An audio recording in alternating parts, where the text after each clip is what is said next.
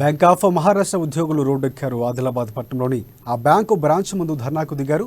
United forum of Mahabank union central committee పిలుపు మేరకు 2 రోజుల సమ్మె చేపడుతున్నట్లు ఉద్యోగులు తెలిపారు.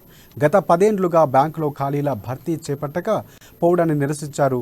వెంటనే తగినంత సిబ్బంది నియమించాలని వారు డిమాండ్ చేశారు.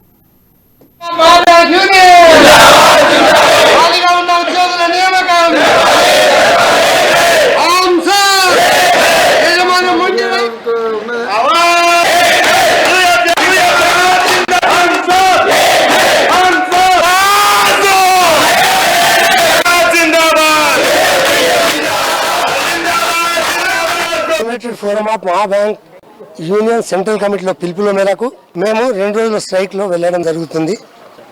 ఈ స్ట్రైక్ బ్యాంక్ ఉద్యోగులు తమ ప్రొటెక్షన్ కోసమో తన ఉద్యోగాల కోసమో చేస్తున్న స్ట్రైక్ కాదు. బ్యాంకులో సుమారుగా 10 సంవత్సరాల నుంచి వ్యాపారం 3 పెరిగింది. కానీ ఉద్యోగుల నియామకం మాత్రం 10 సంవత్సరాల కన్నా ఉన్నదానికన్నా తగ్గింది. సుమారుగా బ్యాంక్ ఆఫ్ మహారాష్ట్రలో 2200 బ్రాంచ్లో ఇలా ఒక్క పార్ట్ టైం ఎంప్లాయీ కూడా లేడు. సుమారు ఒక పీటీఎస్ ఎంప్లాయీ రిక్రూట్మెంటే పట్టుకుంటే